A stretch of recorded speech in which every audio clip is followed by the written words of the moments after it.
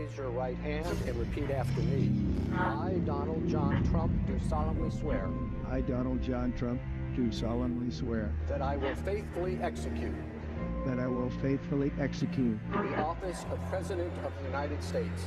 The office of President of the United States. We have been given a gift by God today to usher in a new dynasty. Now you get RFK Jr. Don't you want a president who's going to make America healthy again? You get Tulsi Gabbard.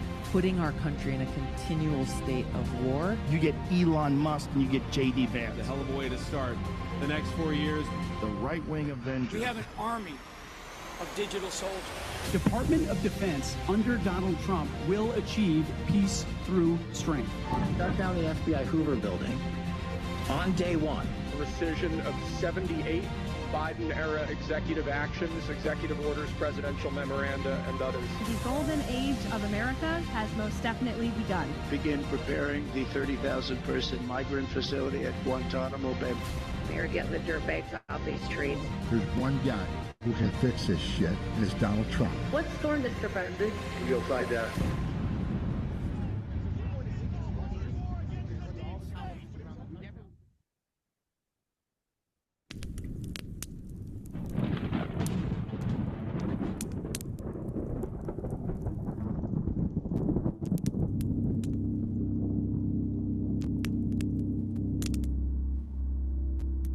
Many people in the world who really don't understand. Freedom has many difficulties, but we have never had to put a wall up to keep our people in. Freedom is indivisible.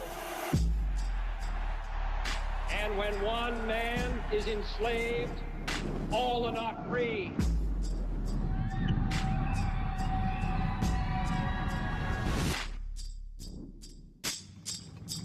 Modern war has become a struggle for men's minds as well as for their bodies.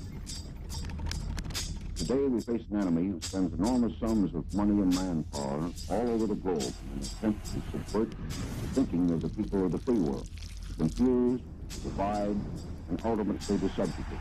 It is a contest unlike any we have ever faced in our history as a nation. Contest for the minds and hearts of people around the world, all people. When power corrupts, poetry cleanses. We must never forget that art is not a form of propaganda. It is a form of truth.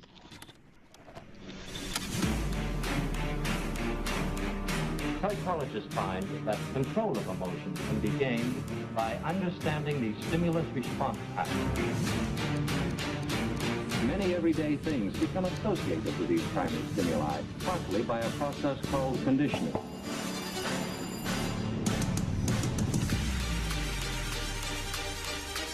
It's a strange, shadowy world. The doctored photograph, the misquotation, the insinuation, and the lie.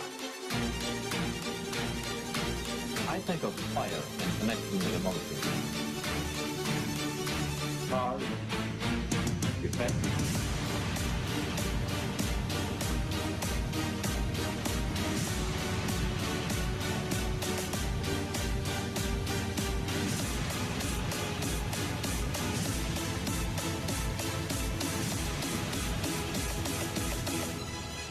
You've got to get a hold of yourself.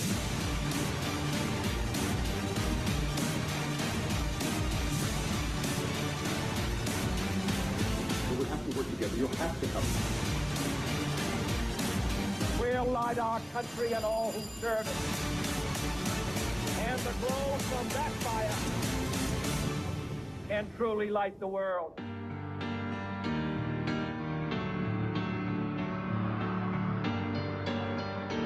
Yes, in modern warfare, our military leaders are finding that words and ideas are highly effective weapons. Good morning, good evening, good afternoon, wherever you are in the world. My name is Josh. Welcome to the Red Pill Project's Daily Dose, live with you Monday through Friday. Hope everybody is doing well out there and having a fantastic start of your week, the last week of 2025. And I hope everybody out there had an amazing holiday, great Christmas, and everything after. So on a new computer. Well, not on I'm on my old computer tonight. Had some problems last night with my old computer, so I had to swap them, or my new computer, so I had to swap them out. So everything looks just a little bit different just because of the camera setting and things like that. Like I can go back a little bit, I think. Okay. It's just too close. There, give you some depth. All right. I hope everybody can hear me. I don't know. I didn't test really the audio. But I'm assuming since nobody's saying, if we can't hear you, you can hear me. And so Christmas, I hope it was wonderful for everybody. I had my birthday yesterday. Yesterday, the December 28th was my 44th birthday. And I know I don't look a day over 29, but I am 44. So yesterday was a great day. Spent it with my children and friends and had great conversations, had a good day. So it was that. And now we are on to the end of 2025. And tonight we are talking about the 2025 Psyop. And see, I do a lot of contemplation on what's really happening in the world and why things are moving the way they're moving and why things perceived to be a certain way. And as we kind of look at how things are unfolding, we'll look at something here in a second, the Epstein files, for instance. We can begin to see the tactics and the strategies that Trump is actually using.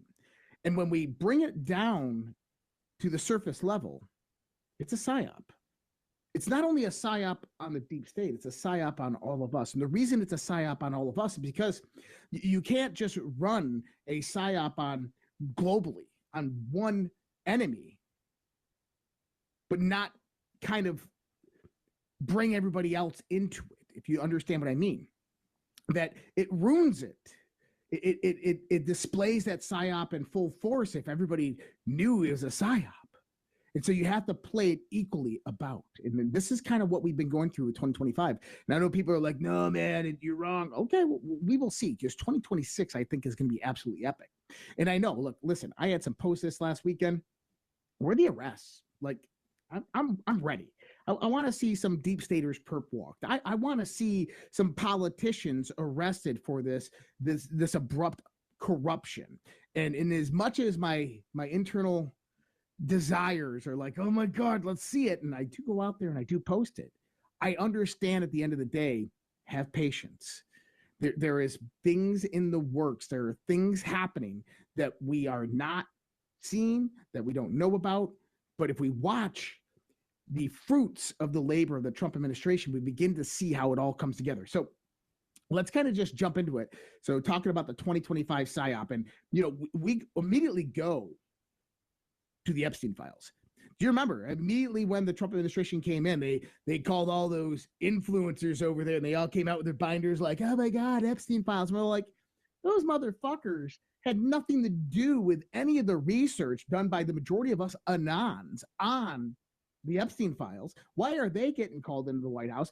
And what was inside of them was nothing more than just information we already had. Then about a month and a half later, Pam Bondi comes out, and Pam Bondi's like, I got the Epstein files on my desk and I reviewed them, and they're grotesque and they're sick and there's people compromised, and there's this video. And I said, hey, that video that she watched, because that video does exist, was a sitting U.S. senator. And I said, he's going to be retiring. He won't be seeking re-election. And sure enough, Dick Durbin, a week and a half later, came out and said, hey, I'm retiring. And by the way, Dick Durbin was one of the top senators trying to stop the release of the Epstein files. But then it flipped. Something happened.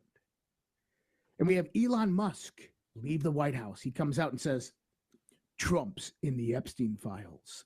And I think that was a cue to the deep state, to the left, to the radical globalist, that, hey, the Biden administration, they did their job. They got rid of all the incriminating evidence on the royal families, the European elites, the global world leaders. They got rid of all of the incriminating evidence on all the Democrats, and that they planted the evidence on Donald Trump in there. You know, the Katie Johnson story that's been rinsed and repeated since 2016. They put in some limo driver's testimony that has zero relevance, no information pertaining to this guy that courts didn't even find legitimate, that law enforcement didn't find legitimate, but yet they throw that in there. So Elon Musk comes out. This is Trump's in the Epstein files. And Alpha Warrior and myself came out immediately when this happened. We said, watch out, guys. This is a setup. This is a psyop being waged on the radical left, that they are trying to gain massive support from the left to call for the release of the Epstein files. They want Democrat politicians to come out and demand the Epstein files be released. You had Kevin Spacey, Steven Spielberg, you had Stephen King coming out there, oh my God, release the Epstein files. We know they're implicated in them. But they were assured, oh, there's no incriminating evidence in their review. We took all that out. We took care of that. But if we go back to the FISA gate information, to the Russia information, I told you, I said, hey, the point of the Joe Biden administration was to go in there. Oh, my phone was to go in there. Put my phone on silent. Was to go in there and hide the evidence of their criminality, to destroy the evidence of their criminality, because if they couldn't stop Trump, they needed to at least stop him from going out there and arresting all of them for the criminality with a trail record of documents that there was. And we saw this with the Russia FISA gate information.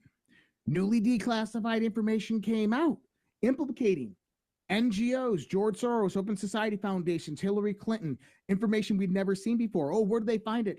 Oh, well, you know, in the 7th floor of the FBI, they discovered a broom closet, and inside this broom closet, it's a burn bag. Oh, my God, a secret hidden skiff inside the 7th floor of the FBI nobody knew about.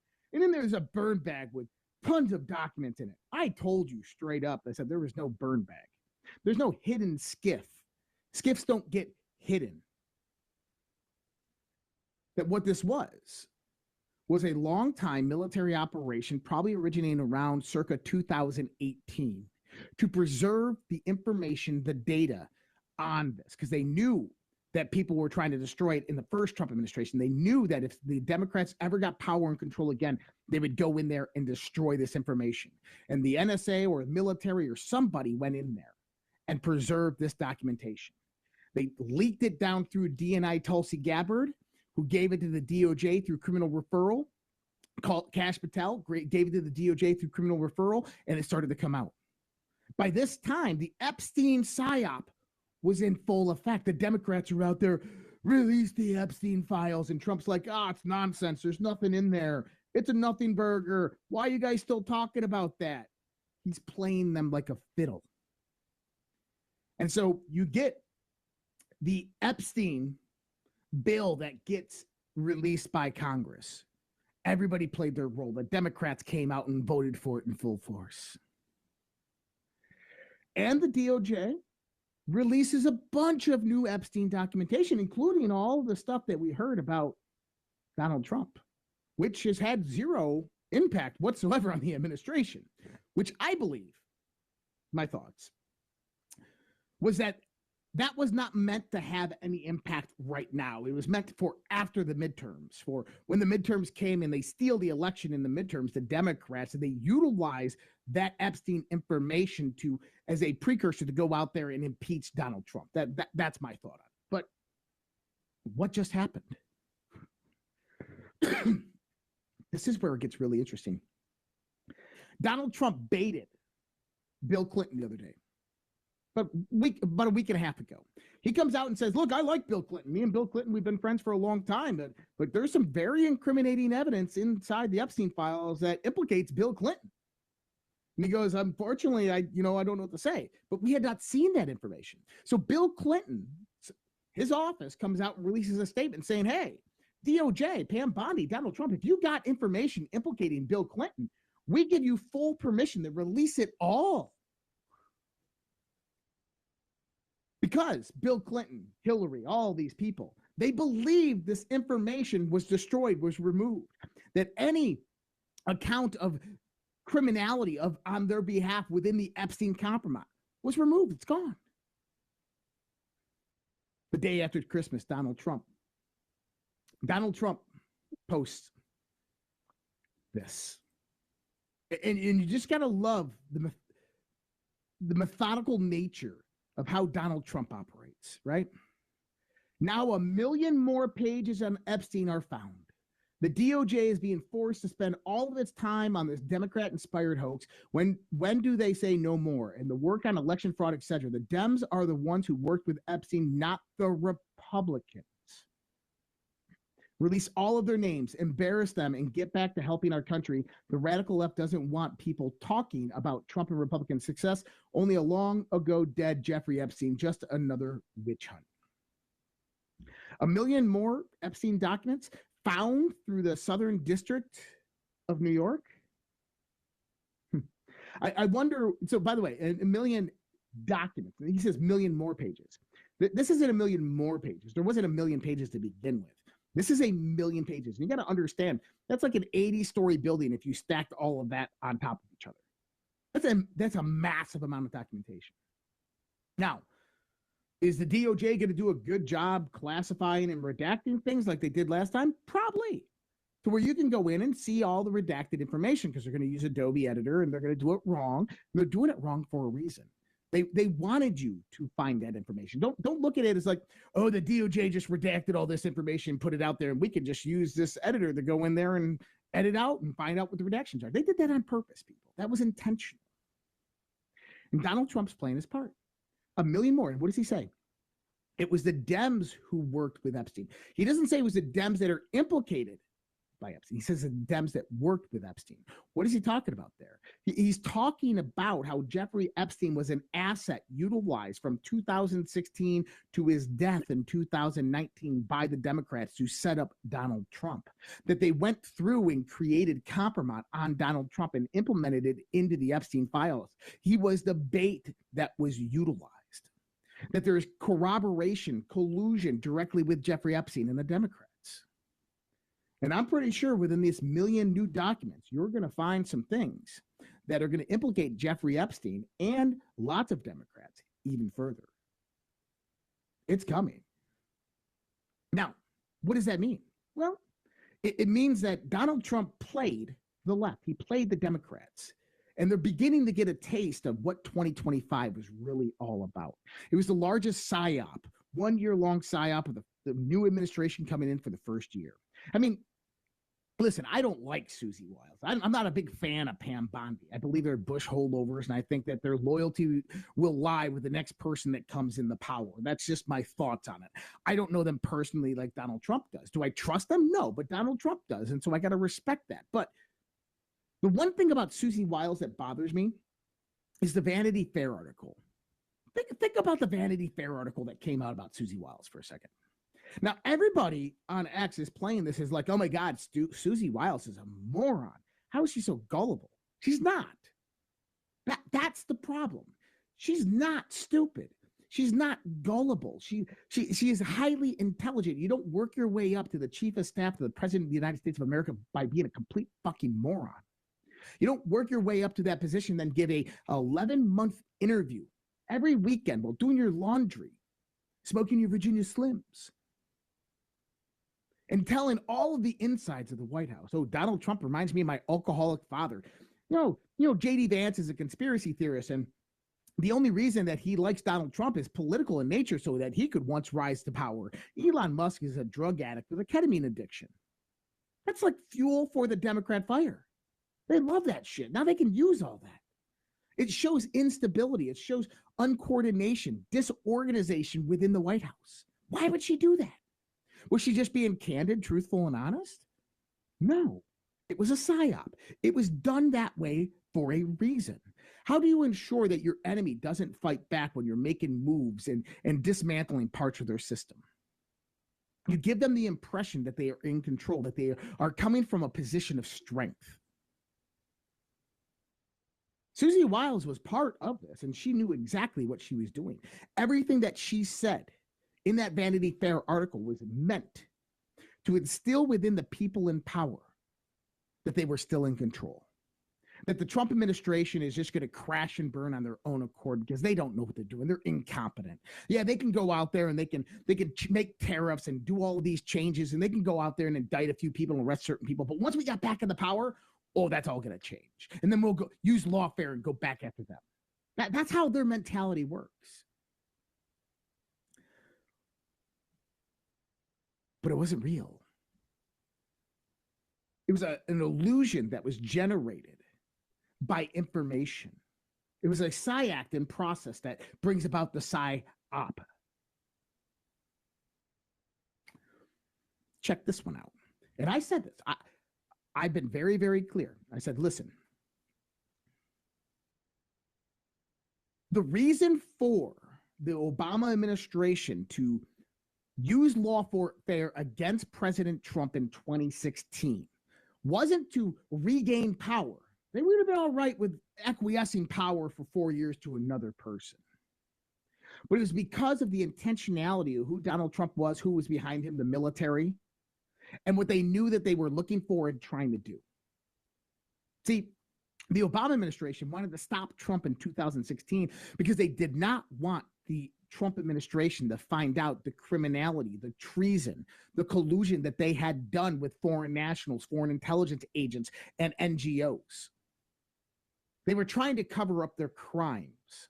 And they did a very good job of it from 2016 to 2020 with impeachment 1, impeachment 2, the Mueller investigation, and all the distractions from COVID, etc., that they utilized against Donald Trump. It was a complete psychological warfare operation for 4 years. And they did that to provide the necessary distractions so that Donald Trump could never get a foothold as to the levels of their corruption and criminality. And I said, if you go to the Q boards, if you go and look at one specific, FISA equals start, think layers, foundation. One thing leads to another. You start with FISA and it goes backwards and it goes forward. FISA, you go forward, it comes up into impeachment 1, impeachment 2, Mueller investigation, the corruption behind all of that. Goes to 2018 midterms and how they were stolen. George Soros and the Open Societies Foundation funding attorney generals and secretary of states in various different select states. Why? Because they knew preemptively of what was going to come in 2020 with COVID-19. It goes into COVID-19. It goes into January 6th, the stolen election. It goes into 2024. But if you go back from 2016 prior, you got things like Benghazi. You got Extortion 17. You got Uranium 1. You got Fast and Furious. You have Barack Obama opening the door through executive order for China to walk into the U.S. electric and telecommunications grid. You have the United States being sold off part and parcel to China from 2008 to 2016 by the Obama administration. They didn't want Trump to find that information out. Trump knew. He did very little that he could do in that time frame. But now it's time for action. Now it's time to go out there and kick some ass. But to do that, you can't just go and attack the belly of the beast. If you got this massive beast that has immense power, you don't go out there and start arresting its lieutenants and its middlemen and its middle managers. You have to dismantle the whole system all at once. You have to rip down its foundation, which is money and financing. You have to take apart and dismantle its command and control center, which is Europe, which is the UK, which is royal families, bloodlines, secret societies.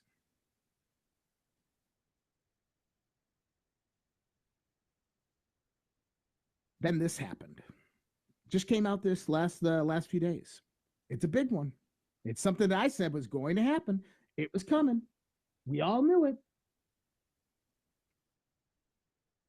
Epstein ties to Hillary Clinton could be locked behind a laptop, and Senator Grassley wants it now. Go back about 6 months, and I said, Wiener laptop will be coming up in the news. I promise you, Wiener laptop. Senator Chuck Grassley is turning up the heat with a December 15th letter to Attorney General Pam Bondi and FBI Director Kash Patel demanding a pile of documents by today. This was yesterday.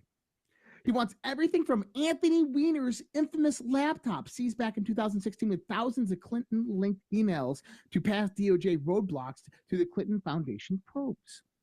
We're talking search warrants, affidavits, emails, ties to the Clintons, Huma Abedin, and even the 2018 OIG report request. In the 2018 OIG report request, Horowitz, this is what the smoking gun implements. It implicates Hillary Clinton in massive treason, even though Horowitz never acted upon it. Comey said there was no information to move on it.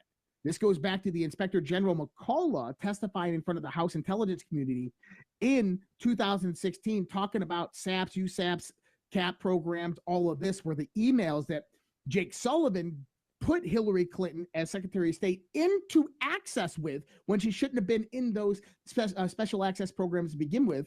And she was replying and forwarding those specific emails, 38 of them, from her home email server to her Secretary of State email server, which there was a script running in the metadata on that home email server. Awan is the one that set that up, right? That would send it to a Gmail address, which was accessed geolocation by China. We remember all this. Grassley cites whistleblowers exposing Obama-era interference, like FBI brass choking off access to Weiner's device during the 2016 mess.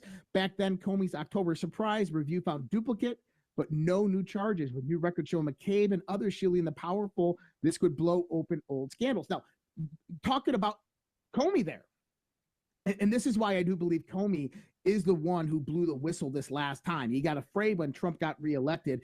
He used the 8647 whole scam to get Secret Service's attention to go in there and begin singing like a bird, because we know that 3 days prior, was it a week or 3 days? It was October 31st, before the 2016 election.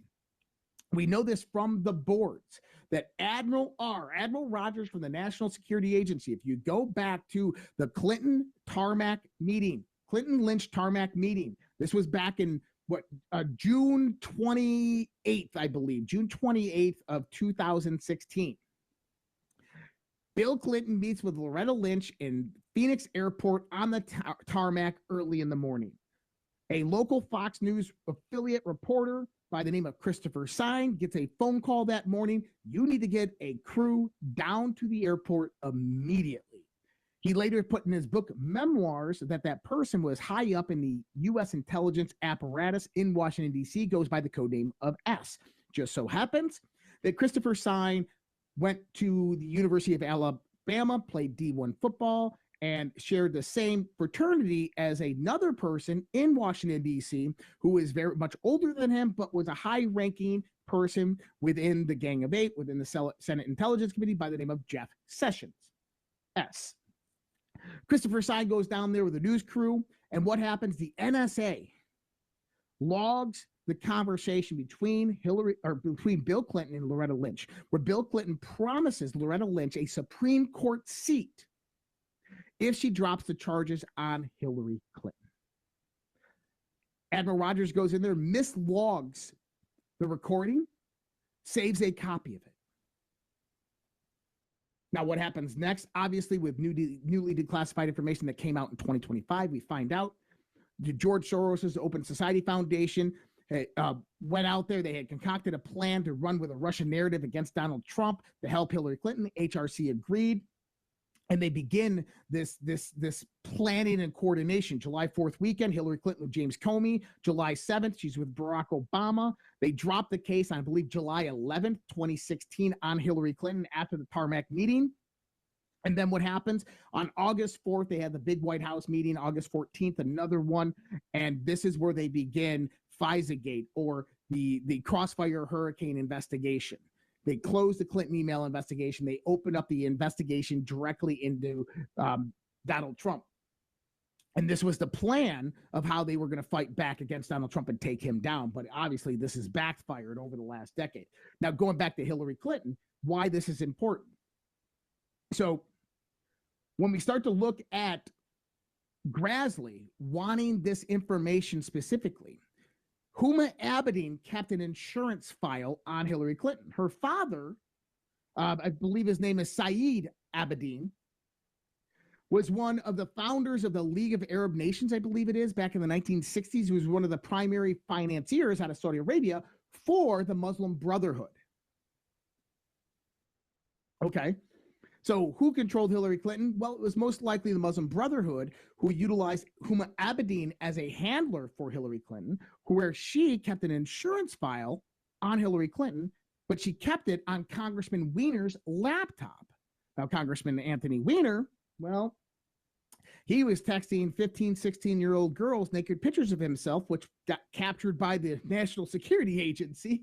And the National Security Agency just happened to put an anonymous tip out to the NYPD to go in there, and he lost his whole career over this. And what happens is, obviously, they get a hold of the laptop of the NYPD. The FBI goes in, takes a copy of the laptop. They open up a file on there called insurance, and there's some pretty damning information in there, including what we've heard to be a 555 raw video, massive compromise on Hillary Clinton that Huma Abedin and Anthony Weiner were holding. Well, Grassley wants this because what else was in those emails? It was the SAP programs. It was the emails that she was sending over to the Gmail address. It was all of this. It was collaboration, coordination, personal emails. Grassley wants to open this back up. You got to remember, there's no statute of limitations on treason. So this is pretty huge because now this brings about more implication on Comey, on McCabe, on Rosenstein, and all of these guys. Yeah, and I love it. Eric Daughtery says this today. The Epstein files just backfired on the Democrats. President Trump dropped a nuke tonight. Trump says Democrat names are about to come out from the Epstein files. Enjoy what may be your last Merry Christmas when it is revealed that the Democrats, there will be a lot of explaining to do. And so he says it here, Merry Christmas to all, including many sleazebags who loved Jeffrey Epstein, gave him bundles of money, went to his island, attended his parties, and thought he was the greatest guy on earth, only to drop him like a dog when things got too hot. Falsely claimed they had nothing to do with him, didn't know him, said he was a disgusting person, and then blamed, of course, President Donald J. Trump, who was actually the only one who did drop Epstein, and long before it became fashionable to do so. When their names get brought out in the ongoing radical left witch hunt, plus one low-life Republican Massey, and it is revealed that they are Democrats, there will be a lot of explaining to do, much like there was when it was made public that the Russia hoax was a fictitious story, a total scam. And it had nothing to do with Trump. The failing New York Times and many others was forced to apologize for their bad and faulty election reporting, even to the point of losing many subscribers due to their highly inaccurate coverage. Now the same losers are at it again. Only this time, so many of their friends, mostly innocent, will badly be hurt by the reputation tarnished. But sadly, that's the only way it is in the world of the Democrat politics. Enjoy what may be your last Merry Christmas, President Donald J. Trump. The next day is when he released the information stating that there's 1 million new documents coming out about Jeffrey Epstein. Huge.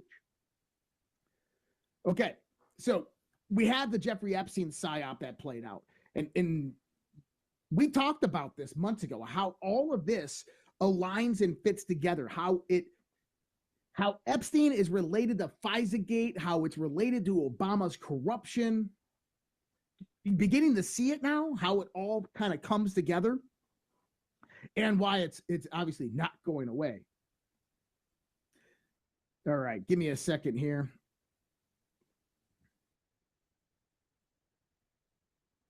I'm going to check something out.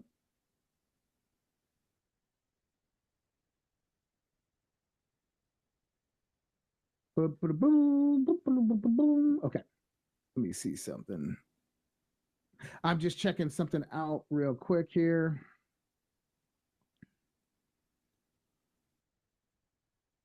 Okay, I'm going to go ahead and do this guy right here for everybody on Rumble. If anybody's interested in this ad I'm about to read for Rumble, you can go on over to Rumble and find the information on it. I love these guys, so definitely go out there and support them if you can.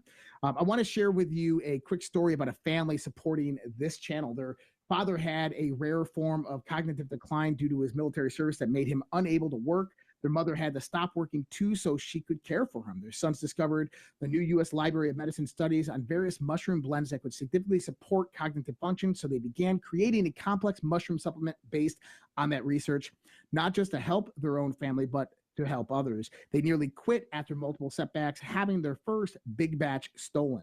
Fast forward, now they speak at medical conventions nationwide. Their company is called Emerald Med, and their product massively supports brain, immune, blood, plus heart function. Your cognitive function optimizes everything you do. You can get knee, heart, and kidneys replaced, but you can't get a new brain. So investing in the only brain you have for the rest of your life matters.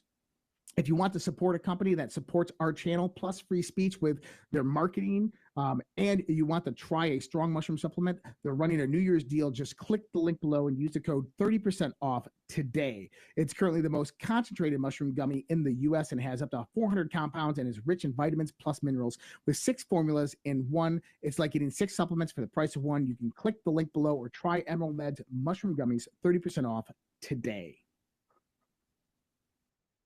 All right. Thank you for letting me do that right there. It just brings about a good segue for me because now I can go transition. So in the beginning of my intro, you have Kash Patel on a podcast saying, we're going to shut down the FBI building. On December 26th, FBI Director Kash Patel announced exactly that.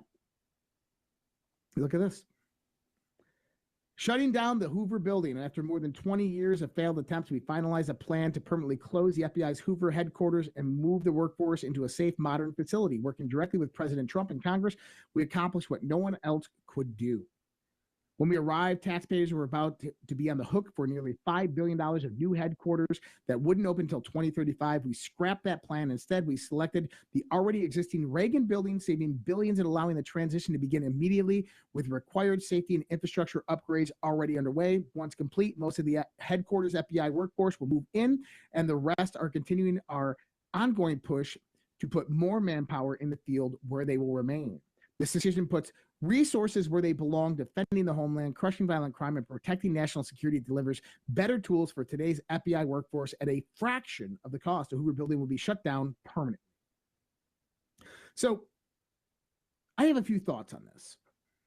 And let me take a sip before we get into this. It's not soda, it's Zevia. Good stuff. They don't sponsor me.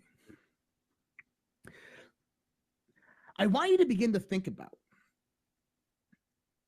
what's going to take place when they begin to shut down the Hoover building and move to the new building. They're going to have to go through every nook and cranny of that FBI building, every secret office, closed door, broom closet, skiff. They're going to have to take all the documents out that are there, stored in file folders.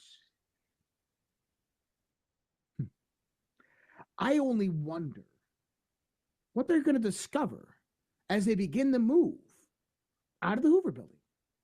I only imagine what new documents are going to arise with moving out of the Hoover building. Because you got to remember, Kash Patel said, hey, look, we're just walking around the 7th floor of the FBI and whoa, what's this door? It's locked. Oh, let me go check my desk. Oh, there's a key. Open up. It's a secret skip that nobody knew about. And inside is burn bags with tons of classified documents implicating the deep state. Huh, crazy. Well, that excuse only works once. So what's the next excuse? How do you get the next tranche of evidence to come about? Hey, we were moving the FBI Hoover building, and sure enough, we're in the basement and more burn bags just sitting there. Sure enough, they're from Russiagate. Sure enough, they're from Hillary Clinton's email scandal. Sure enough, they implicate Barack Obama. Man, I'm telling you, you pay attention to this. They're going to start moving the Hoover building, and they're going to uncover tranches of new classified documents that will be declassed, sent to the DOJ for criminal referrals.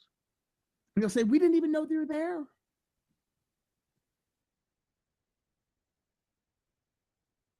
More confirmation on something that I've talked about multiple different times before over the last few years. Svetlana Lokhova, if you remember, she was implicated within the original Russiagate with General Flynn. She goes, why they raided Mar-a-Lago? She goes, my evidence. She goes, Brennan CIA and Comey's FBI ran anti-Trump ops from the UK via Steph Helper and Christopher Steele. True. Gina Haspel was head of the CIA station in London. Alan Kohler was the FBI liaison. In 2016, to stop Donald Trump, the false story was fabricated in London by intel operatives, Helper and Steele, that I had an affair with General Flynn and that I was a Russian spy. This was used to investigate the Trump campaign and later the Trump administration, leading to appointment of Mueller.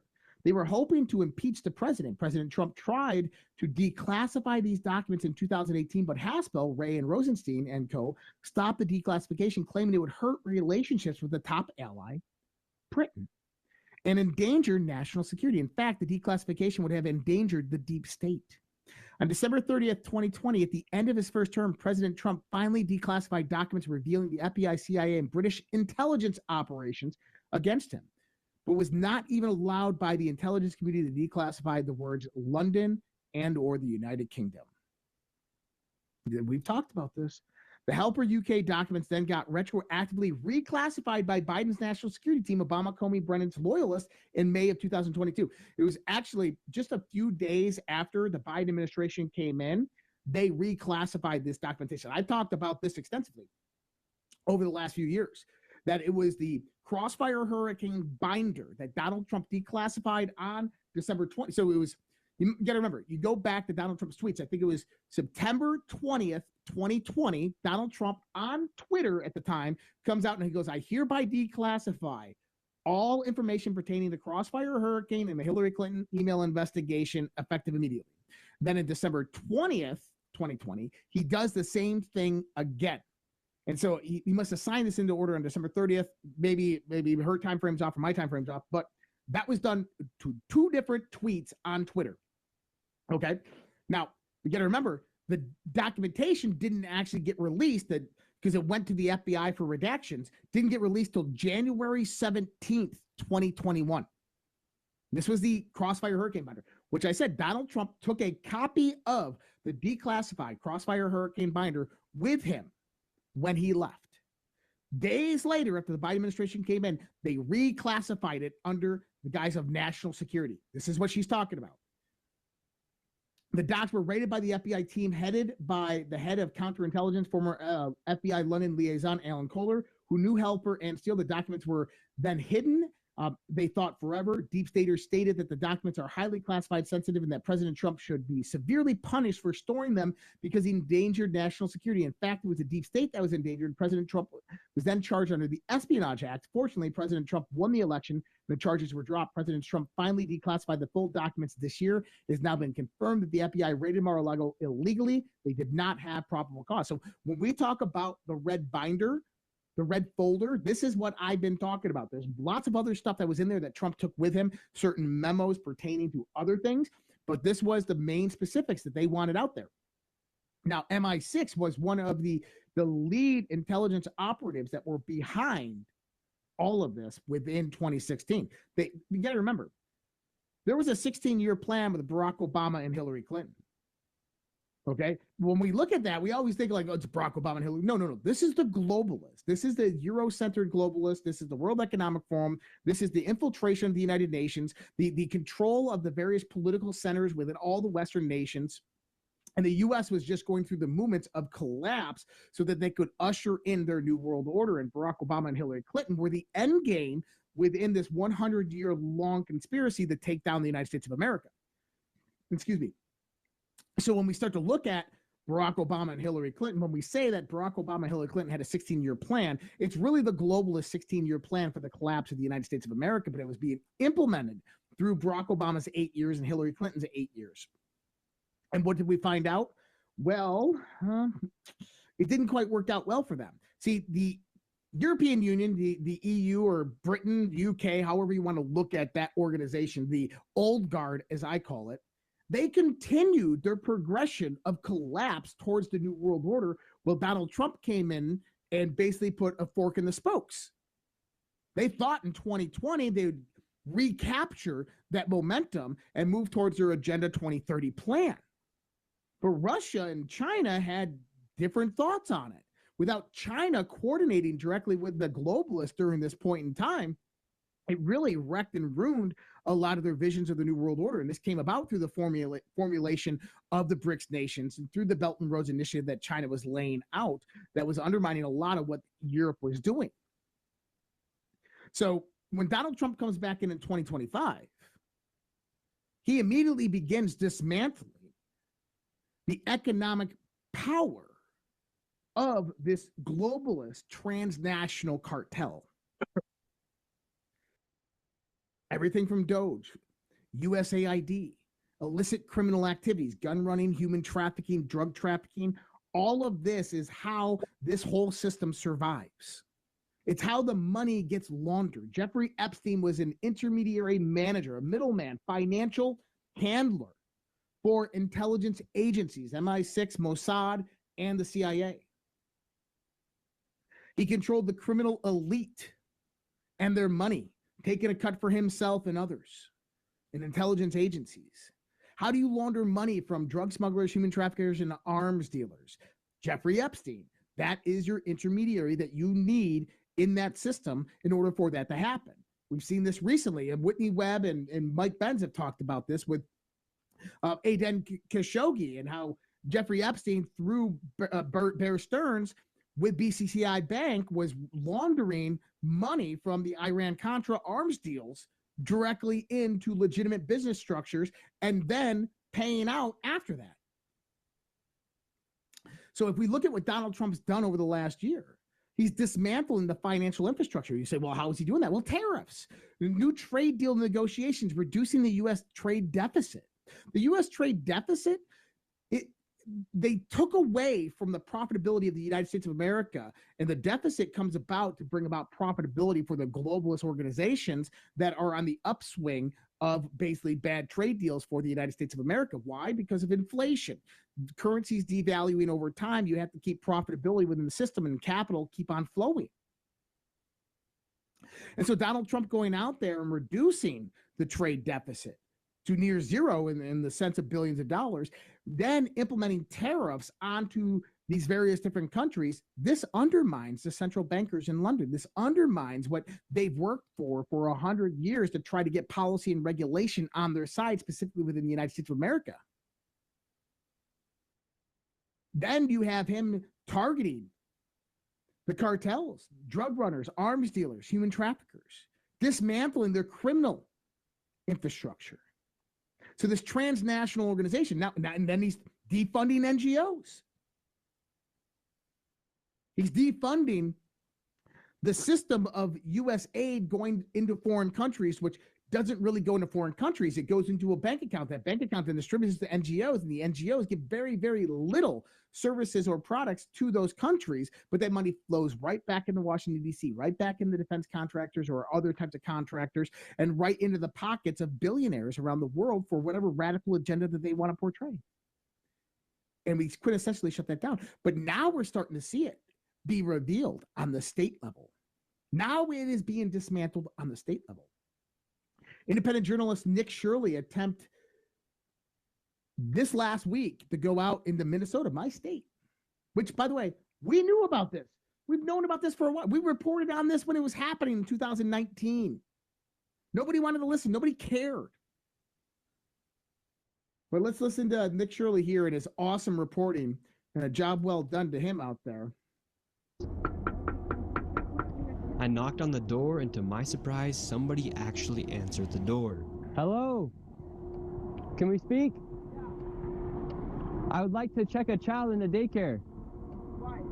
Can I speak to a manager? Where can I get paperwork to file for my son? I wanted to put my son Joey in daycare. And after a few questions, the lady went silent. Looks like little Joey Shirley ain't going to daycare here. And now where are we going? Now we're going to Sweet Angel Child Care. We're in the middle of a strip mall here inside of this neighborhood. In fiscal year 2025, this facility, which has its license for 74 kids, was paid $1.26 million in tax money. And there are no kids, and all the facilities are the same way, all of them. Let's see if anyone opens. Yeah, let's see.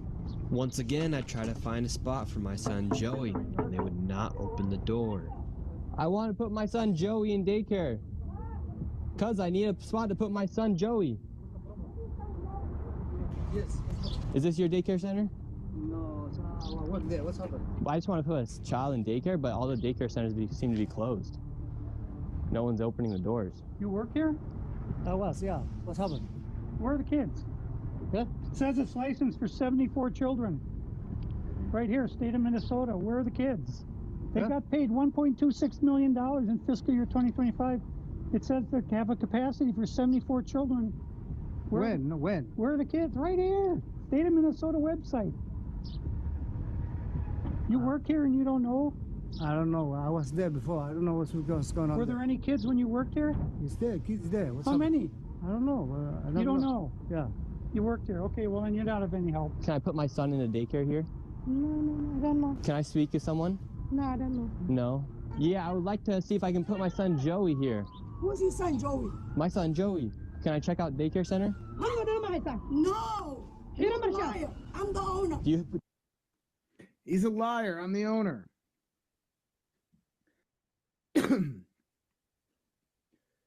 What Nick Shirley is uncovering here is something that you're about to find out over the course of the next few months is rampant in every state in the United States, of how federal funds and state funds are being allocated to absolutely fraud, whether it's Medicaid and Medicare, whether it's housing, or whether it's childcare.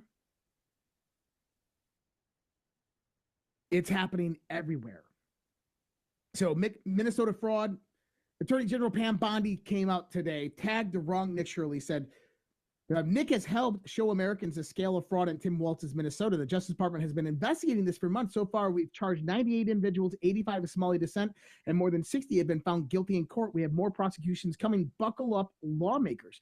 Now, unfortunately for Pam Bondi, she's a little truthful here, but not very truthful here. Yes, they have been investigating Minnesota more for the Medicaid, Medicare fraud that's been going on over there, but they did not and had not been touching on this topic of the child care centers.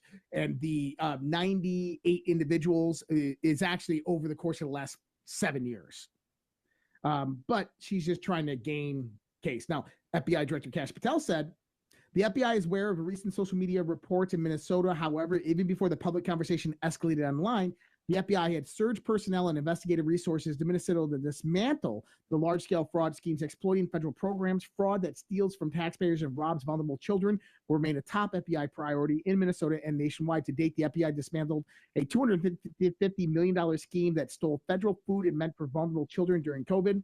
The investigation exposed sham vendors, shell companies, and large-scale money laundering tied to Feeding Our Future network.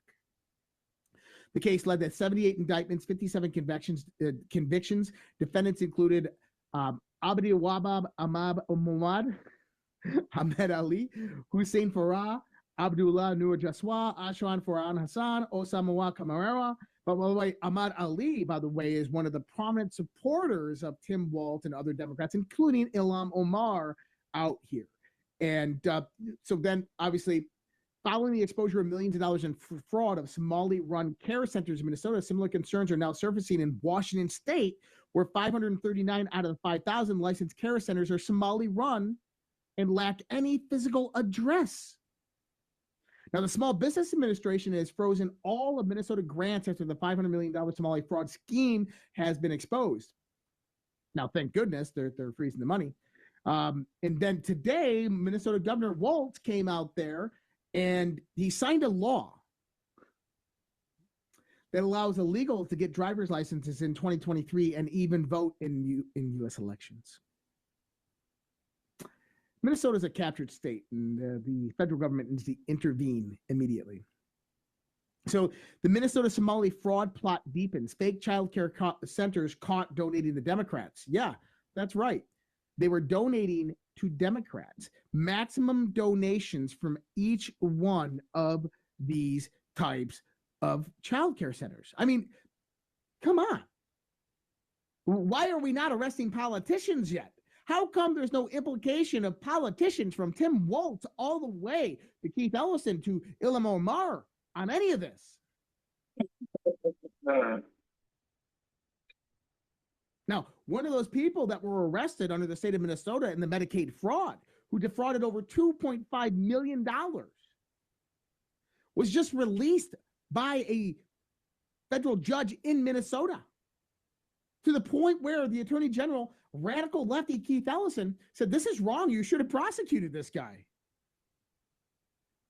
There's some crazy shit going on. But here's the thing. It's not just Minnesota. It's not just Minnesota.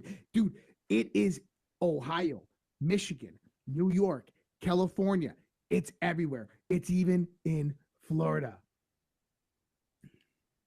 Now, another great thing right here. A federal lawsuit has been sent in today for the smurfing of U.S. Senator Amy Klobuchar. This is my senator, totaling almost $9.6 million. Klobuchar and her treasurer, Samuel Clark, have been stealing the identities of elderly senior citizens to carry out their smurfing. Smurfing is criminally laundering money into political campaigns. Amy Klobuchar is not a U.S. senator, and she massively cheated in her election. Yep, using smurfing. What is smurfing? This is what James O'Keefe and them uncovered a few years ago, where basically you are using the identities of other people to max out donations to various different candidates, and by these candidates never actually donated that money. Now, I'll make this statement. I'm going to make this statement. We have a problem in America. It doesn't matter if it's Republican or Democrat, state or federal. The problem is consistently the same: missing money. The kicker, the money isn't intentionally missing. It wasn't magically lost. We yell and scream when banks get bailouts and what is orchestrated as a wealth transfer. Yet the largest wealth transfer happens every day in between the accounting records and the voting trends of politicians. The lobby is the greatest enemy to the American people. If you want corporations to have less influence, foreign nations to get less attention, you need to eradicate the lobby, period. Hands down. I love this. We're talking about luring centers, not learning centers, luring centers, right, in Shirley, Minnesota, and how this corruption and crime is embezzling U.S. taxpayer dollars out of things that actually need it and into the pockets of NGOs and foreign nations. How about this one? Chinese investment firms are buying up hundreds of American schools. Chinese-owned groups have been buying up schools across the United States, including Spring Education Group, with the ownership of 240 schools across 19 states. This should not be allowed to happen. This should be immediate intervention by the Trump administration, putting a stop on these types of sales. To U.S. education should be a national security concern, and foreign nations should not have any type of profitability or influence control over any U.S. education center. But like I said, this is happening everywhere, and it's happening with everything. So check this one out. Even after near record returns in the state of California, the California State Retirement Fund is still $166 billion short. It's $166 billion short. Where's the money, Gavin? See, the Democrats, they use taxpayer money as their own piggy bank, and they've created regulation and policy through laws, basically lobbied through lobbyists, NGOs, and foreign nations to go out there and implement programs, whether it was grants or federal aid or whatever it might be, to launder that money through NGOs and the private organizations back into their pockets. The greatest wealth transfer in human history, and it happened right under our nose, and we couldn't do anything about it because everybody was in on it, Republicans and Democrats alike. And that's the one thing that they're protecting right now. This is why you're not going to see politicians being targeted, why you're not going to hear about politicians being arrested, why Governor Walz is going to be able to walk probably free after all this shit, because you take Walz down, you got to take them all down. You got to take the Republicans down too if you go after the Democrats. Remember that. That's the big thing to understand here. You go after the Democrats, you got to take the Republicans with you. And we talked about it. It's in real estate as well. Somali immigrant-owned housing developer was given more than $1 million in deposits for a community to be built in Somalians and Muslim families in Lakeville, Minnesota. The Somali named Abdulwali Abdullahi pocketed all the money and didn't build a single home. This is what happens when you import the third world. The third world comes to you.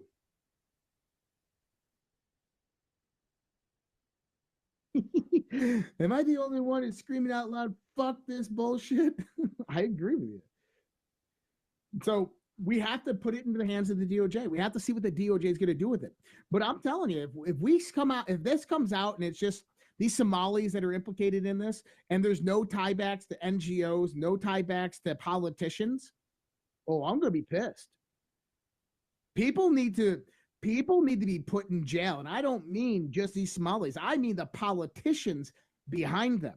I mean, the politicians that knew this was going on. Tom Emmer, my congressman, District 6 in Minnesota, just the other day, put out, he goes, what Nick Shirley is exposing is rampant fraud within Minnesota, and this needs to end, and the DOJ needs to investigate this. Hey, Tom Emmer, you knew about this back in 2018 when it was first reported, and you did nothing. Tom Emmer, you're the majority whip. You knew about this over the last almost decade. You did nothing. Why? Because the Minnesota Democrats control the Minnesota Republicans. But Tom Emmer doesn't win elections. He's allowed to win elections to show some illusion of partisanship in the state. That's how stolen elections work with compromised states. The Republicans are allowed to win in certain districts, but those people are most likely on their payroll. That's my thoughts on it. So there's much more cleanup to be done here in the United States of America. We have a lot of things that need to change before this system is completely fucking eradicated. Now, going into the next part of the show, because wait, there's more. You gotta love it. Give me a second. Let me do our segue here.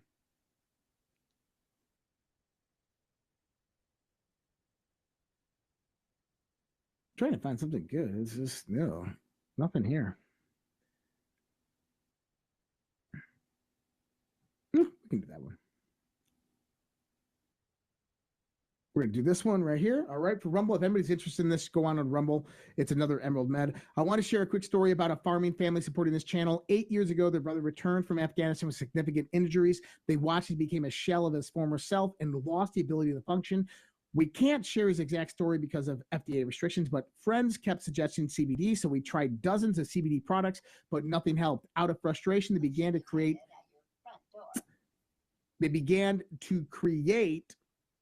their own. They started making it to help friends, family have CBD that they knew was as clean and powerful as possible. Then doctors started asking to carry it, and it took off.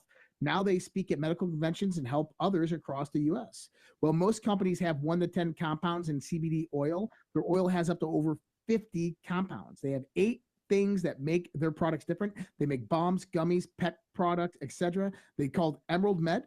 You should check these guys out. If you get their CBD and don't notice big difference, they'll actually provide a refund. If you want to support a business that supports our channel and free speech with marketing dollars, and if you need a source for CBD that's real, they're running a New Year's deal. You can click the link below or to try Emerald Med, 40% off today. Get extreme muscle and joint relief, get significant inflammation plus circulation support quality sleep, or even daytime calm. They're worth a try at least once. Just click the link below and use the code 40% off up to 2 items today. And that's on Rumble if anybody wants to check that out. All right. So let's get into a little bit more current news. Russia. So Foreign Minister Sergei Lavrov made it explicit. Any European troops stationed in Ukraine become legitimate military targets for Russia. Not concerning, not regrettable, legitimate targets, meaning Russia will shoot and kill. This kills the entire framework Trump's team has been negotiating. Remember the proposed international stabilization force, the technocratic Palestinian government model applied to Ukraine, European peacekeepers monitoring a demilitarized zone. Russia just said, send them and we'll kill them. So I disagree with kind of the context of that because, yeah, they talked about an international security force, but not necessarily for Ukraine. So Lavrov is actually referring to active NATO troops, British troops in Ukraine right now. And he's doing this specifically because of something that happened last week. So he's basically saying, if there is NATO or British troops or other European troops in Ukraine, they are active targets. Now, the reason he said that is, there it is. I had to find the article, is because of something that happened the other day. Ukraine, quote unquote, launched British missiles and hit a Russian oil refinery. The Storm Shadow missiles, Ukraine doesn't have the capacity in Ukraine to launch those missiles. It was Britain who launched those missiles from inside Ukraine, British control. This is why Sergei Lavrov said this, because Russia understands that it's not Ukraine launching these missiles from inside Ukraine. It is NATO launching missiles inside Ukraine, saying that Ukraine's doing it, but it's really an attack on NATO. So he's saying, hey, if we hit that command center where you guys are launching those British missiles from with British personnel inside, they're going to fucking die. That's what Sergei Lavrov's saying. And then, sure enough, Donald Trump has a 2.5-hour conversation with Vladimir Putin the other day before Zelensky arrived. Zelensky, though, the day before was with Mark Carney up in Canada. You know, the London banker, the globalist central banker Carney over in Canada, who gave Zelensky like $6 billion before he went and met with Donald Trump. And right before this, the meeting with Zelensky, right after Putin got off the phone with him, there was a massive attack on Kiev a few hours before this. And Trump's probably like, hey, what's up, Putin? Why are you doing this? Well, Putin said, hey, they tried to assassinate me. Yeah. Putin told Trump about the assassination attempt within the last 6 hours. Russia's are treating it as real. So drone attacks occurred directly in one of Putin's homes in Moscow. They tried to take him out. Now, maybe this is a Russian false flag. That's very possible. I'm not saying it's not. But you have Zelensky go out there, get billions of dollars from Canada. A week prior, Britain launches missiles from Ukraine into Russia at oil refineries and energy infrastructure. Russia retaliates, and this comes off of 3 Russian generals killed over the last 3 months, assassinated in Russia. So when I look at they tried to assassinate Putin, I kind of believe it.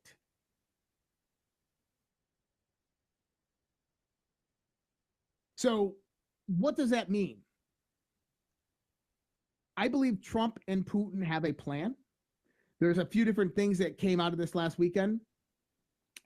Trump on the call with Putin, drone strike. Oh, we talked about that one. President Trump reveals Putin wants to make Ukraine succeed. He's willing to work with Ukraine economically, even to the point of helping Ukraine with energy deals. This is Putin basically fortifying that the Donbass is ours. Get the hell out. It's ours. You got to remember, you go back to the Minsk agreements. The Minsk agreements basically said that, hey, look, the eastern Donbass region is off limits to Ukraine, that this is kind of Russian area and they don't want to be a part of Ukraine anymore. Zelensky continued to fight them and bomb them when he came into power after 2018. And this is what prompted the special military operation to liberate the eastern Donbass. But and then referendum through the eastern Donbass, through the whole area over there, Donetsk and so forth, they voted to be part of the Russian Federation and to leave Ukraine. Zelensky's trying to say, no, that's ours. Why? Because there's massive oil and minerals and gas out there. And Russia's basically saying, hey, look, we'll sell you very cheap oil from your own territory. So you got to remember, it's kind of like a slap in the face to Ukraine. But NATO and Britain, what they want to do is they want to remove Putin. They want to get Putin out of the way. And I said that if this progresses and peace doesn't come, there's going to be only 2 options that Putin is left with. Number 1 is to take out Zelensky, to kill Zelensky. Number 2 is to take Odessa. And I think that what we're about to see is exactly that plan come into play. I think that Russia's next move is going to be an attempt to take out Zelensky, and I think they're going to be very successful at it. And then I think that once Zelensky is down, they take Odessa. And if they take Odessa, the port directly to the Black Sea, this is economically devastating for Ukraine. Basically, Ukraine will cease to exist if they lose the port of Odessa. Not only that, is all of the control of any port access from Europe to Odessa is shut off and controlled by Russia. Basically, it's checkmate. And NATO is forced into either all-out war or acquiescing. And we've talked about the money aspect of this. So this is going to be really interesting to see what happens over the course of the next few weeks. We have assassinations by intelligence agencies going on right now, MI6, and various French intelligence trying to take out Putin. So Putin is going to retaliate in kind, and he's most likely going to attempt to take out Zelensky because he's not going to attack NATO nations, because I think that's one agreement that he has with Donald Trump is do not attack NATO nations at all. Focus primarily on Ukraine if you're going to do anything, but stay out of civilian-filled areas. If he wants to take Odessa, that's going to be a bloodbath. But I believe that if he takes out Zelensky prior to this event happening, that Odessa will fall pretty naturally, at least from a military strategic perspective. That's what I would be doing if I was Putin. And Putin is just playing with Ukraine. He's elongating this because it's really the war of attrition for the European Union, for Europe. Okay, it's depleting NATO resources massively. And how do you basically collapse the globalist empire that's formed in Europe? Well, this is one of the methodologies to do that. And now the United States under Trump is pulling basically all support and proxy war support away from this whole region, including even the Middle Eastern region. Although there is fortification back with Iran today, with Israel. We'll talk about that tomorrow or something like that. So interesting enough is this was another signal sent to the UK, to the royal families, to the old guard, to the European elite, that Trump is aligning with Putin, that he wants trade deals and peace with Putin, and that Zelensky and NATO better get their shit together, or this is going to end up really bad really fast. And that's kind of what I got out of this last weekend. Many Americans are calling the U.S. to leave the United Nations after Somalia will be made president of the UN Security Council on January 1st. Listen, we should just leave the United Nations. You want to save $1 billion a year and defund 25% of the UN budget? Leave the UN. It's really that simple. It's like the UN is like a globalist organization that just hates people. Well, shit, that's exactly what it is. All right. We're going to get into Venezuela and a few other topics here in a second. I got to wet my whistle. Give me a second. I just spilled that all over myself. I know you guys all saw that. Man, the chat is hot tonight. What's up, people? I'm coming off of celebrating my 44th birthday yesterday. Hope you're all doing well. And if you want to support myself in my one-man venture, the Red Pill Project, guys, there's a lot of different ways to do that. There's ways to support us directly on our website. That's redpills.tv, redpills.tv. And if you go there, you'll find social media, ways to support us, and by following us on social media, and then ways to donate and help support the Red Pill Project, decentralized media, everything that I do here. And you can find that on redpills.tv at the bottom of the screen. There's 2 buttons. You can check that out. You can go subscribe with a premium membership on any of our platforms, redpillproject.substack.com, x.com. We're on there at Real Joshua Reid. You can support me over there, as well as Locals and socialredpill.com, which is our private social network. So many different ways to support us. Appreciate all the support over the years. You guys are the only reason that this is still happening. So appreciate you more than you know. All right. So Trump, phase 2 in Venezuela. Army Delta Force to carry out land operations. And I said, hey, this remind anybody of Operation Just Cause? You know, when we went into Panama and Noriega and Delta Force, all of that stuff. It kind of does, doesn't it? And the Trump administration took its first land strikes inside Venezuela today. They shifted for containment to direct action. They bombed the shit out of a boat loading port for drug smugglers owned by cartels today. And I can assure you that you can expect many more inland strikes to occur over the course of the next week or so. The U.S. drops $11.1 billion weapons deal on Taiwan and dares China to react. This was last week. This is so important, okay, because you got to see what's going on here. So the U.S. just signed off on an $11.1 billion arms package for Taiwan, the biggest ever, making it crystal clear this island isn't just a local issue. By now, it should be crystal clear that messing with Taiwan is seen as a global power play. The entire conflict is about locking down the Indo-Pacific, where the U.S. is trying to block China from dominating trade routes, tech supply chains, and military influence near its rivals. Taiwan is a flashpoint. If China takes it, Beijing gets way more than land, its leverage over chips, shipping lanes, and everyone in the neighborhood. Washington is putting money on the table, risking blowback. Yes, blowback. We're going to talk about the blowback here in a second, and drawing a line to defend its sphere of influence. It's one more sign that the bigger global shift, cooperation is out, power blocks are in, and everybody's picking sign. The world's big players aren't chasing a shared order anymore. They are locking down their regions, their supply chains, their allies before someone else does. That is probably the most true statement that you've heard all day. The world's big players aren't chasing a shared new world order anymore. They're locking down their regions, their supply chains, and their allies before someone else does. From Eastern Europe to the Middle East to East Asia, the game has turned defensive, zero-sum, hyper-local, with Taiwan caught dead center. Now, this was last week that this happened. Now, the title of it, $11.1 billion arms deal to Taiwan, and dares China to react. Anybody been paying attention to what's going on with China and Taiwan right now? Anybody pay attention what's going into effect on January 1st? See, China reacted.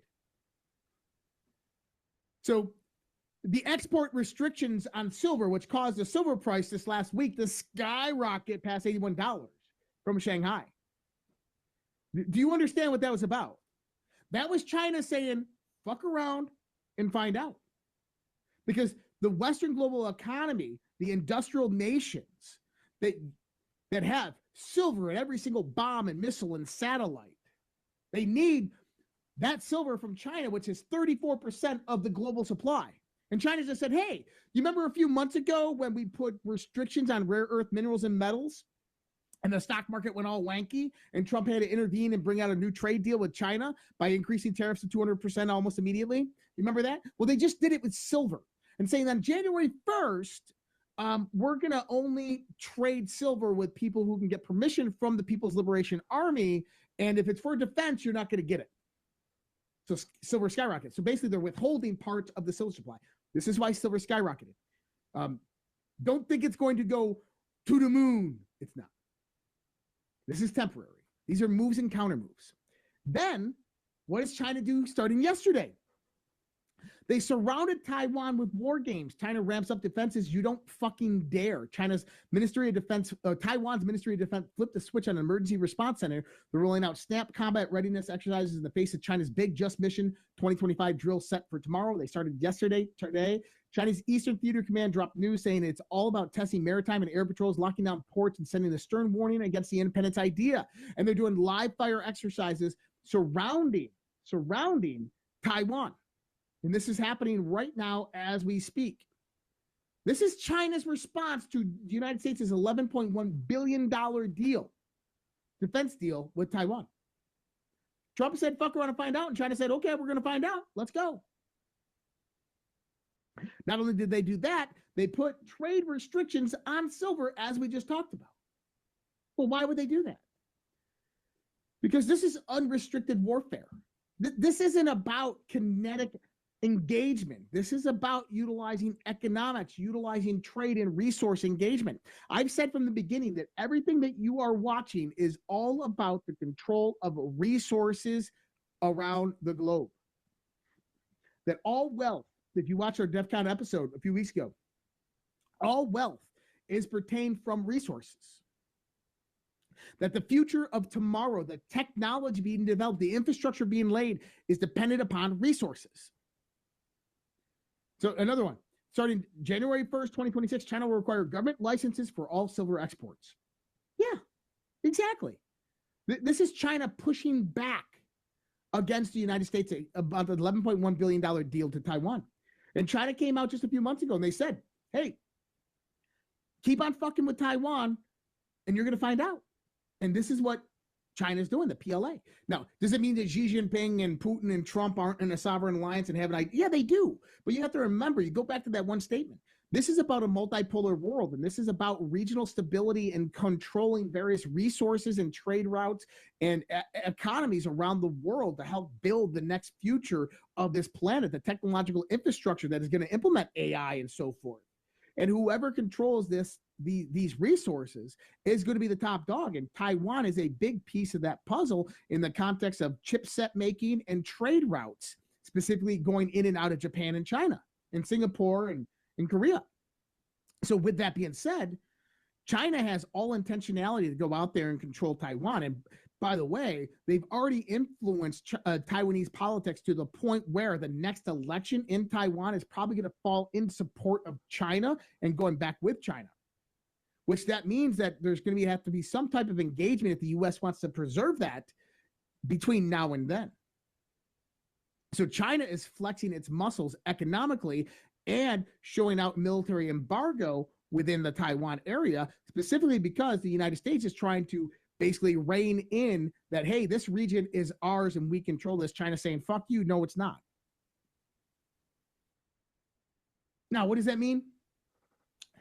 It means that there's just a bigger piece of the puzzle of the global unfolding conspiracy that's happening. That, yes, there's this globalist dismantling that's occurring. The old guard is being decimated. We have to wait until those financial chains and those illicit crime organizations are dismantled before you actually go after the deep state and begin mass arrest, before that whole system collapses. But then at the same time that system is being collapsed, this other system, the multipolar world, is being established. And now you have fighting head in head, and where China or US and Russia are trying to come to a toe, which is being interfered with the European side. But China and Russia already have a deal, and I've already said this, that the Europe, NATO don't matter when it comes to a direct kinetic engagement between the US and China. The only other country that matters is Russia.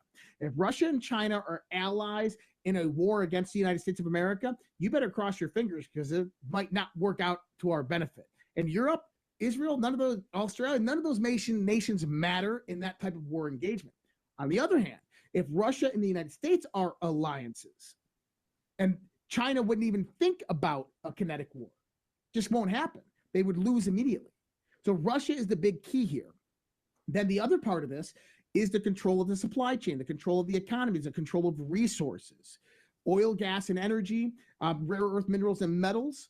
This is so critically important to the next stages of what happens through the multipolar world. But if you want a global homogeneity to lead us into this multipolar world, and not China be able to toe and toe with the United States where they take off and then we take off, but you want some type of competitive landscape to where you still have an advantage over China, then you have to do what Donald Trump is doing specifically. But China is fighting back because they understand the pressure that's being exerted on them. So really interesting how this is all unfolding, because you got multiple domains of the battlefield that are playing out right now. And from a military strategic component, you have two major wars that are being fought at the same time. Number one is the war against the old guard and the deep state, which Donald Trump is absolutely winning, and he has to dismantle that system prior to arresting the deep state actors and collaborators. Then at the same time, you have the China problem in the context of the multipolar world that is coming about, that has its tentacles within a lot of this old guard infrastructure, illicit crime organizations through the Belt and Roads Initiative, but have been primarily focused on centralizing all of the resources around the world, Africa, South America, Central America, into their grips, because in a multipolar world, it's he who controls the resources and the energy is going to lead the world technologically into the future. So the United States right now is playing dual faction, fighting one silent war over here and fighting another silent war over here, trying to stop and contain China to the point where they can control the base mineral, energy, and metal support around the world and get these deals and negotiations. This is what Trump's national security strategy came out with, talking about the Western Hemisphere is off limits to Russia and China. It's ours. Stay the fuck out. But then Trump is also asserting his power and reign and force in the Middle East, but he's done that through defense cooperation agreements and various different deals. He's also trying to do that in Eastern Europe with deals with Russia on the control of the various different assets in the Donbass after the Ukraine conflict ends. This is why Europe is pushing back, because they wanted those assets. But then he's also doing it in the sense of Taiwan with a trade route configuration. And honestly, I don't think Donald Trump cares too much about Taiwan specifically as of 5 years from now. But right now, it is a critical point of juncture because we have to build the manufacturing, processing, and facilities here in the United States of America, which TCMC is building one actually in Arizona for the chipset making. Once you have that transferred off of that island and you get all military assets off of that island, I don't think he really cares too much about them taking it, because the trade routes and supplies will be negotiated through the multipolar world and how trade actually is going to function through various different trade deals that are fair for everybody in that context. But you have to have this leverage power base prior to that actually happening. So lots of shit happening, lots of crazy things around the world. And it's really interesting to watch it unfold. And I know you guys enjoy it too. I'm going to be back with you tomorrow to go over more of this. I'm actually going to bring this guy up. I wanted to do one more before I go here. I think I've mentioned this. This is, if you guys are interested in this, go on over to Rumble and you can find this out there, the Life Water. There's a reason you don't hear much about molecular hydrogen in mainstream health. It isn't a drug. It isn't patented. And there's not much money to be made selling better water. Molecular hydrogen is created by running a small electric current through water, producing a form that dissolves into the water and can be absorbed by the body. It's been studied for reducing oxidative stress and inflammation, two of the biggest drivers of chronic pain, joint stiffness, and slow recovery. A lot of that research is tracked by the Molecular Hydrogen Institute out of Utah, and the technology has been used quietly in clinics and by professional athletes for years, especially around injury and physical wear and tear. The Life Water hydrogen bottle makes it accessible. You add tap water, press a button, and in about 3 minutes, the water visibly changes. It's not a stimulant, and it doesn't mask symptoms. The goal is supporting the body's own recovery process. Life Water publishes third-party lab tests which matter with this kind of technology. Right now, it's about $80 with a 50% promo backed by a 60-day money-back guarantee. If you have a loved one dealing with pain, inflammation, and recovery issues, this is the gift that actually makes sense. Learn more. Go to buylifewater.com or scan the QR code on the screen on Rumble for more information. Appreciate you guys. Thank you so much. All right. How we doing out there? Thanks for all the birthday wishes, guys. I appreciate you. It's going to be a crazy week. Now, a few different things. We got New Year's Eve is Wednesday. New Year's Day is Thursday. There will be a show on Thursday. New Year's Eve, I don't know yet. I will update you tomorrow on that once I know what's going on. But that's like one of my other favorite holidays, like Christmas and 4th of July.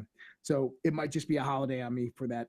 But depends on what's happening in the world and what else is going on. I'm going to leave you with this great music that I wrote and that we produced and got out there for you. I love you guys. Much love, respect. Don't forget, visit us over at redpills.tv to help support us and with everything that we do. Much love, respect. God bless. Take care. Have a great night. We'll see you tomorrow.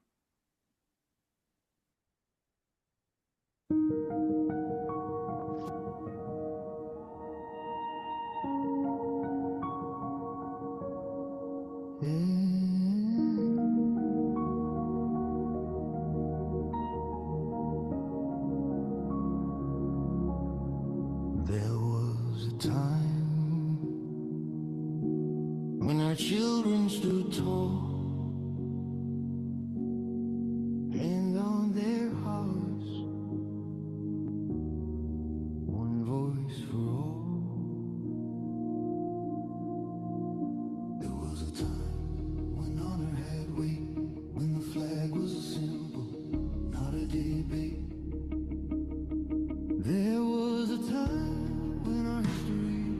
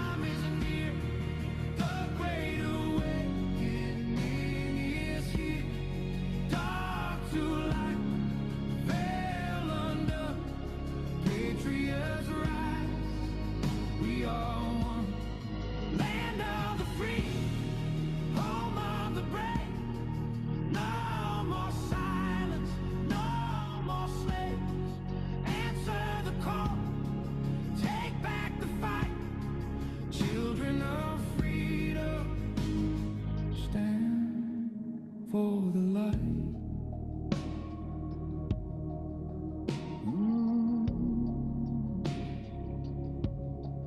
There was a time when truth was clear, when the media served, not ruled by fear. There was a time when leaders stood fast, guarding the people, defending the past. Now corruption wears a crown, lies are fed to tear us down. But Q said watch, and Q said see, the silent war will set us free. From the front lines, soldiers stare, wondering if we're still there. Their blood, their hope, their sacrifice will not be sold for a life's prize. There was a time, but the time isn't near. The great awakening is here. Dark to light, the veil undone. Patriots rise, we are one.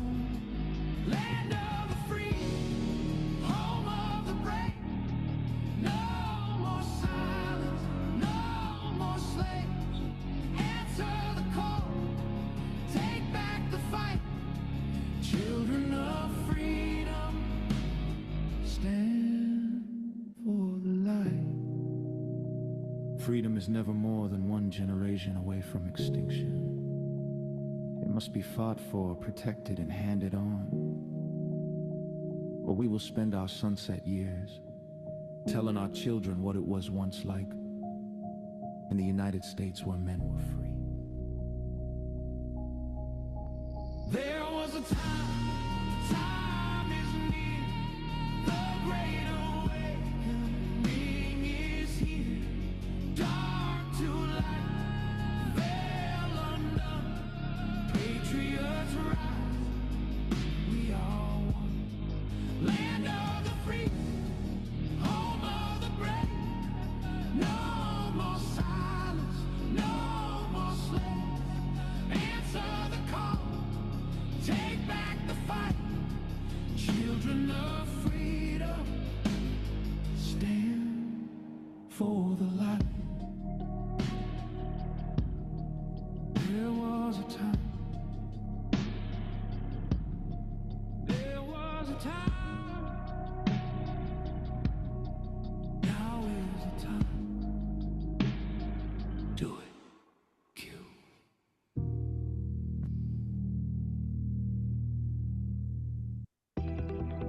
I don't have to tell you things are bad.